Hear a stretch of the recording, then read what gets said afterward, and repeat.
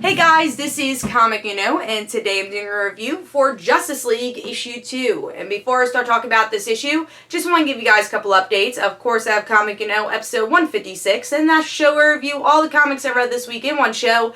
So be sure to check that out. That's annotated. Also, in the description below, there are exclusive comics for that show. So be sure to check out what those exclusive comics are. But let's start talking about Justice League issue 2. So this has actually been my least favorite DC Rebirth title so far that I'm reading. Reading a lot of them though. I think the only one I haven't picked up is like Hellblazer and a couple that came out this week. So like Suicide Squad and Harley Quinn I'm not reading. But let's start talking about Justice League.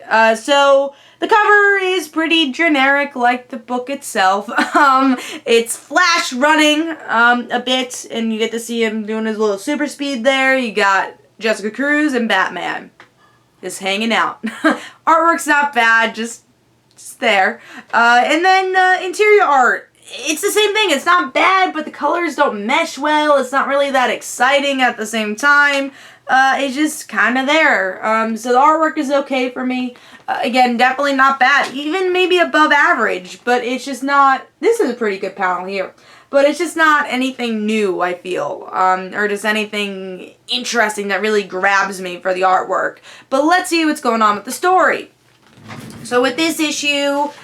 we get to see a little bit from the individual Justice League members, because for some reason they're not acting as a team and they're all just kind of like together but doing their own thing each time.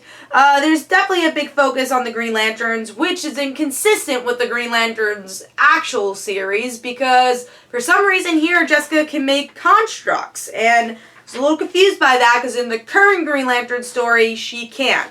And that's actually a big part of the book. So it looks like she can here. I mean, she's doing the ring thing unless he's, Boz is making all those ships.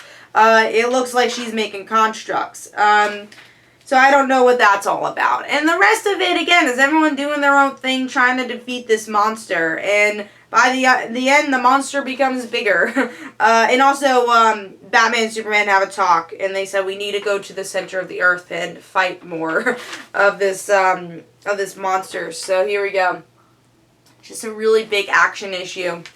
And again, everyone's just very separated. Aquaman's in the water, of course. You got, at least they're together, but they don't actually like work as a team very much in this issue.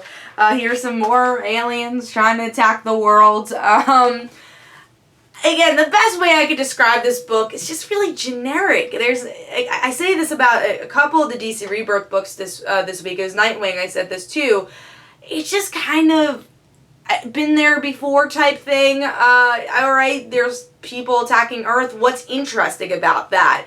What's interesting about this team? What makes this different from Jeff Johns' book? And it just feels like a lot of generic things happening through the book that just is not hooking me and honestly boring me when I read it.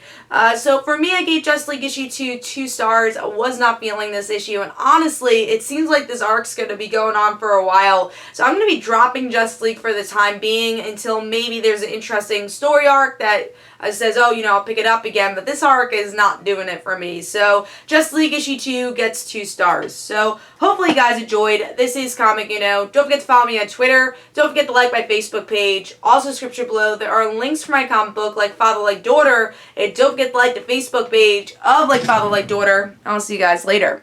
Bye.